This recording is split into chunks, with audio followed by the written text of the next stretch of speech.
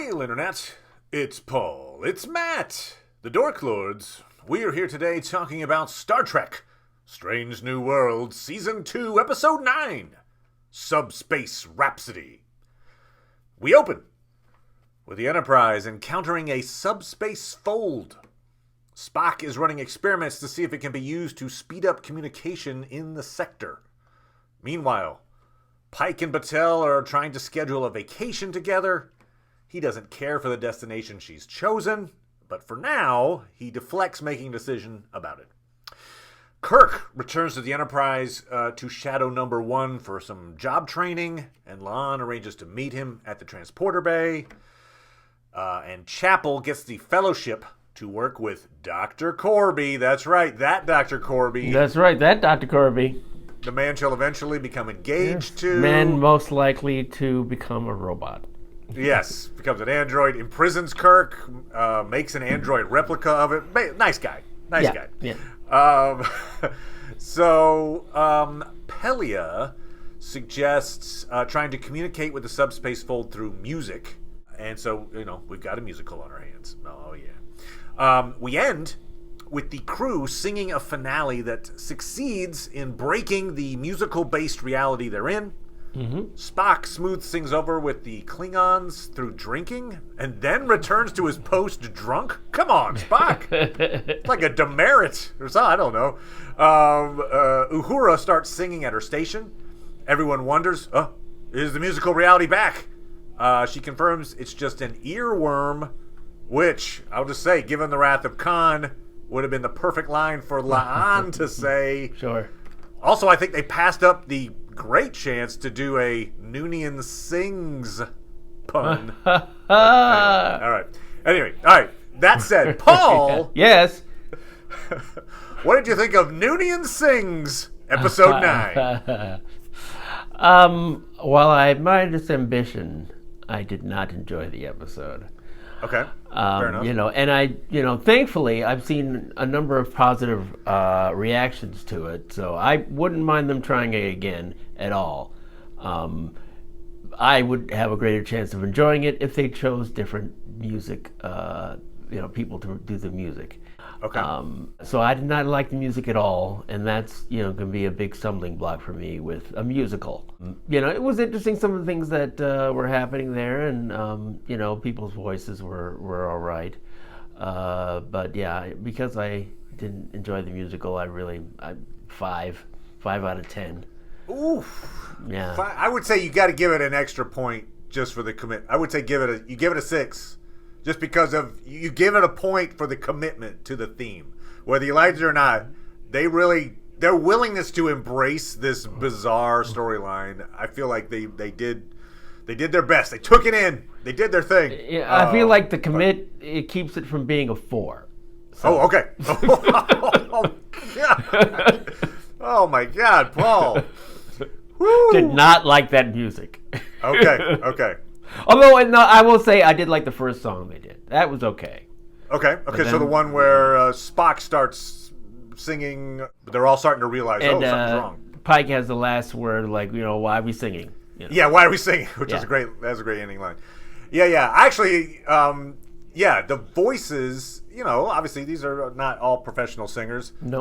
If I was running an audition, Uhura gets cast first. She won the audition. Sure, yeah. I feel like the ending to the "I Keep Us Connected" song was probably the most on-point musical number moment, in my opinion. Like that was kind of and it was showing off her range. Sure. Like, all right, well done. As it turns out, I'm the perfect audience for this thing because I was a musical theater kid. Anything Goes, which they did, the song from it, that was the song they sent into the fold. Oh, yes. That was my first high school musical. There you go. I was Billy Crocker singing "De Lovely" and "You're the Top" and "Friendship."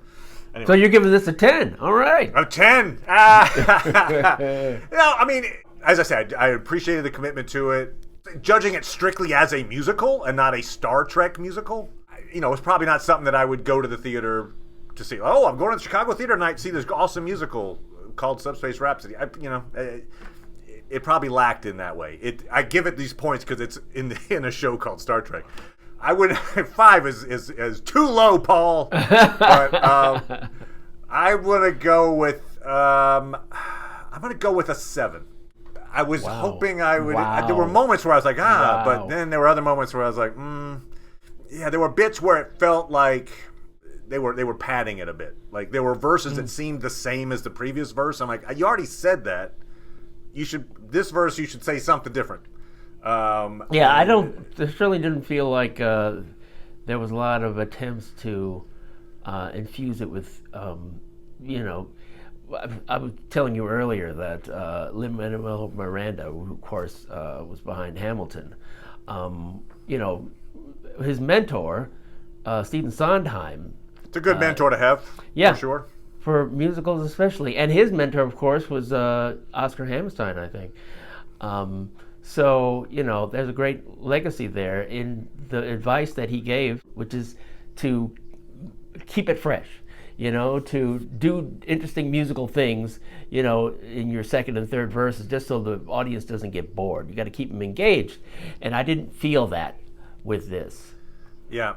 You've got maybe 2 minutes worth of song meaning, and then you make it a 4 to 5 minute song. You're like, you're padding the run time on this thing. Also, I didn't think the instrumentation. I thought they had some good opportunities for.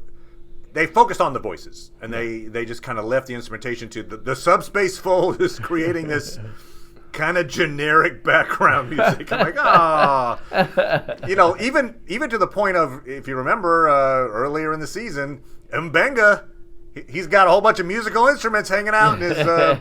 He's like, look, I passed these out because I feel like it helps people control their emotions, and Spock is learning how to play the. I'm like, all right, dude, yes, let's see it. Let's see an instrumental bit there. That would be awesome. Anyway, I thought they maybe missed the boat there with the chance of actually bringing in some, quote unquote live music, but have the crew actually providing the instrumentation as well as the voice.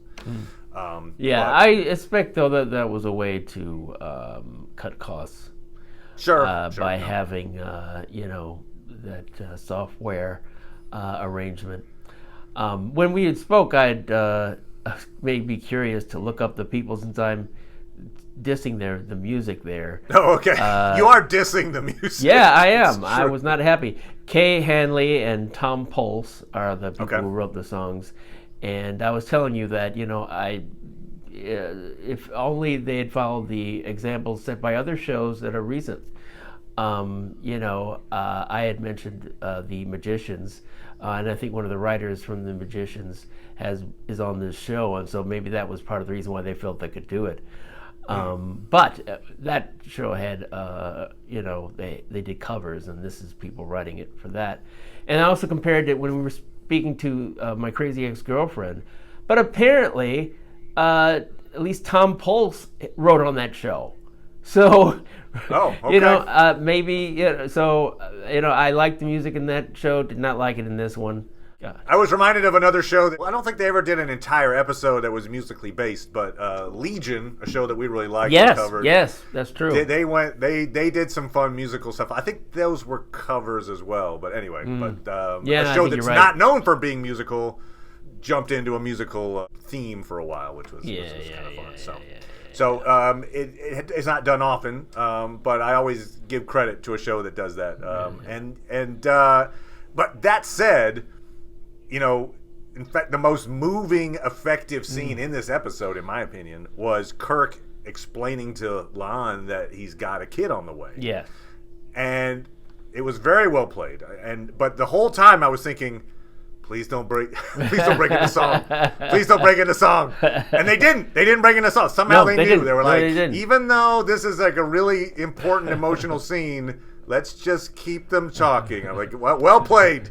Yeah, I'm surprised it didn't encourage you to game this out the way you try to game out Pike's Resurrection, which is, as I spoke to you, apparently if you just said exactly what you're going to feel, you're not going to sing.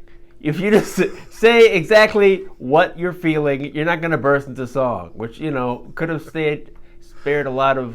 That's right. So in other words, instead of songs. having to choreograph a 400 person or whatever, how many people are on the crew, dance and song and dance number, let's have everybody for the next 30 minutes just say what they're feeling. All right, let's do it, everybody. Hey, we broke it. We broke the cycle. Hey. That was a pretty brutal breakup song that Chapel ends up singing. I mean, she's singing in a bar with Spock present, and she's cheerful. She cheerfully sings, and I wrote the lyrics down. If I need to leave you, I won't fight it. I'm ready. I'm like, well, okay. Yeah. All right. Pretty, I thought I might see a little more regret. Just, like, hey, I'm going to take this job because it's great for my career, but you know what? I am losing something. I'm leaving behind someone I care about. And she's like, nope. I'm like, okay. And that's apparently the truth. I mean, she's singing the truth. I'm like, wow, okay. I thought there'd be more of, that she actually had feelings for Spock and this would be difficult. But it was not. Yeah, and in this moment anyway. It's supposed to be just for 3 months, I think. So maybe in the future, long distance relationships, they're even more tenuous, in the time of 3 months, So you're saying maybe she's, in her mind, she's like, well, we can video chat and we're fine. Maybe. No, okay. I think she is. I think I'm saying if she just given Spock a chance, he might have said, okay, for 3 months you're gone, but we can communicate over, Yeah. We'll keep this going. We'll find a way to keep this going. And, it was it was a little harsh. I did not expect it to be that. In fact, I guess you could say that if people who are worried about the canon will probably like this episode quite a bit because it seemingly breaks up Lon and Kirk. Yep. And Chapel and Spock all in one go. Yep. We're like, all in one go. Boop. Yep. I mean, for a musical, it's pretty harsh in the relationship front. I'd be shocked if we didn't see a scene between Chapel and Spock in the next episode because, when Spock walked out on her for a second time in the episode, at the end of it, you can tell she has a reaction, even though she was singing happily about how she would move on. She's ready to move on. She's ready to move. But she definitely had a look of, regret or concern for how Spock was treating her. The execution wasn't perfect, but I did like the idea of the I'm the X. So it was Spock's song. So the idea of a Vulcan using math terms to describe his relationship woes, that kind of tracks. I don't know, Oh, you don't think it was ex-boyfriend? No, it was ex-boyfriend, but I think it was both. Oh, I see. Yeah. So he was talking about, he couldn't, I forgot the exact, terminology. Okay. Can't compute. No.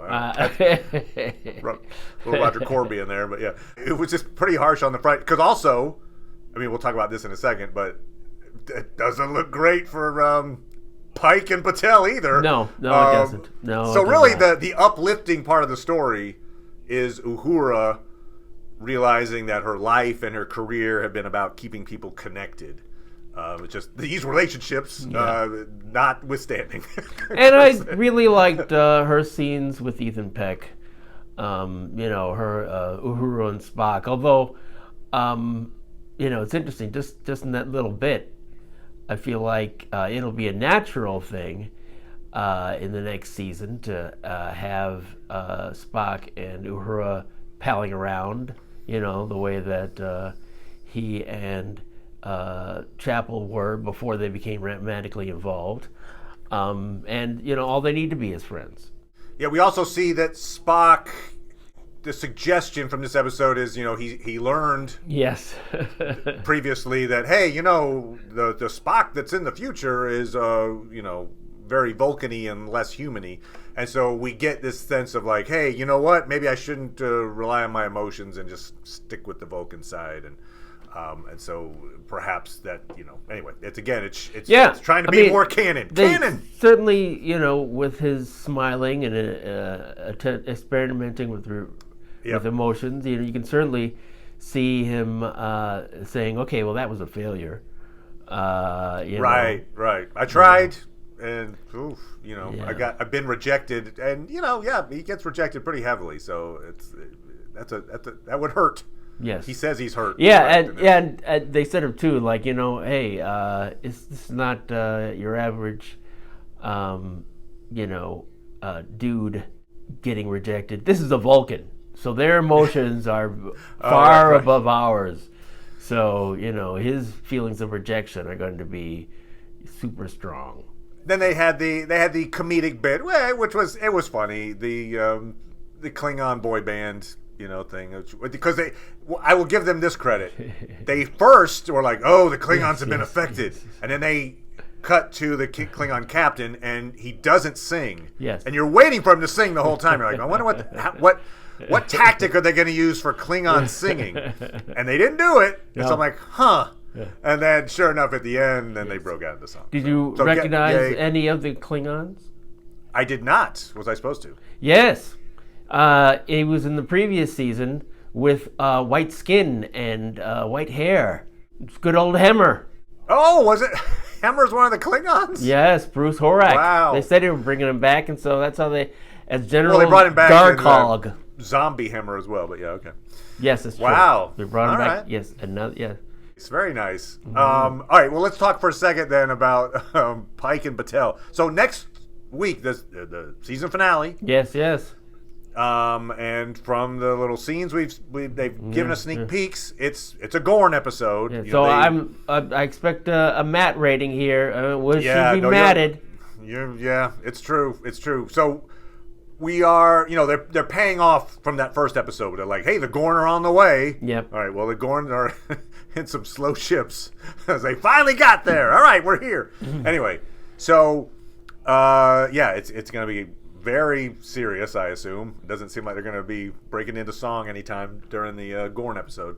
But, so Batel, I'm tempted to Matt Batel because she does the thing that characters in action shows or movies should never, ever do. She does this. Hey, let's go on that vacation we always wanted. But first, I gotta go on one more mission. Oh no! Oh man! Oh, she couldn't have said anything worse. Her survival rate's like, boo. So I don't know. Maybe she might have. If she said, "Hey, I'm expecting a refrigerator. Would you mind watching it while I'm away?" I'm gonna go check it out. I'm gonna get in it just for if you could I don't know. It's a tough one. It would be a big blow, but it is a season finale. This would be like a big, and we know that kind of inevitably they probably don't end up together. He still hasn't told her though about his prophecy, which I thought that was going to happen in this. Like, we're telling the truth now. That would have made a great song. A great song, Paul. Their song instead was more about not in front of everybody. Shut up. So the fact that it's a finale, the fact that it's the Gorn, the fact that the whole point of it in some ways, or part of the point is, from the sneak preview, it looks like, hey, she's trapped on a planet. That planet is now technically in Gorn space. Yes. And they've been ordered to leave, which they won't. No. And part of the reason is because Pike's love interest is trapped on the planet. Yep. So I don't think they're going to have time to pay off the vacation. So No, I'm thinking there is on the meter, I'm going with 67% chance. Okay, all right. That Batel is killed off in some very, very, very tragic way, and Pike is left grieving at the end of season 2. Are you willing to wager any bad candy on it? Yeah, see, I don't... I'm not forcing you to.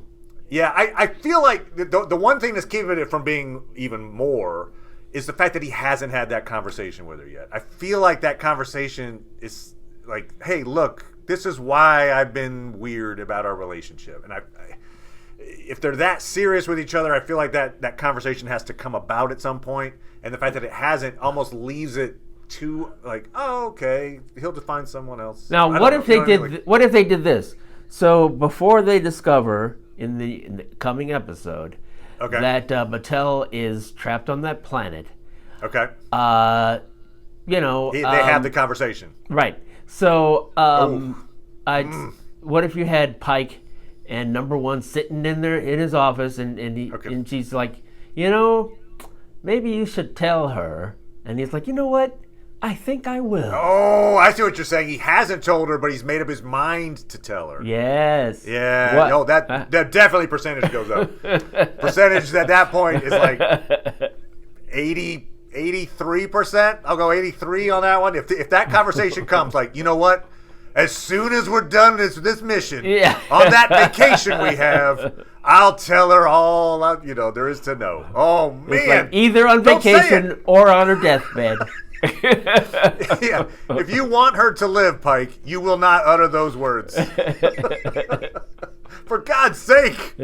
Yeah, like, future Pike's not thinking that's worth traveling back for. Yeah. Come back and like, man. boop, boop, That's boop, right. boop, boop, boop, boop, boop. Oh, what? Yeah. I shouldn't tell her about it? The future? Boop, boop, boop, That was a boop. series of no's. Okay. Well, anyway, but yeah, so I am interested to see how they end this season. And we'll talk about, the season in review basically at that point. So this a noble effort. Yes. I feel like the two of us have different feelings a little bit on how well they achieved it. I don't think they didn't knock it out of the park. It wasn't a home run. No, you have not. a 5. I have a 7. So we'll see how this works. I want to get my ratings out again. So you're saying it's a half a point below these other episodes where you gave them a 7.5. Okay. Oh, it's true. I gave the last episode a 7.5. Yeah, so I do think it was a better episode than this one. Better than. All right. All right, fair enough. All right, so we'll be back talking about the season finale. By the way, just a little pat on our own back here. We just we're at the threshold of finishing off covering 3 shows simultaneously. Oh, yes. Which, I know out there in YouTube land, you're like, so? We're like, oh, my God. No. The amount of effort required to pull that off. We did it. Yes. We did it. Woo! So we'll stick to one show for a little while, maybe. Just to rest on our laurels. All right. Thank you as always, Paul. Appreciate it. No problem. And we'll talk to everybody next time. Bye. Bye.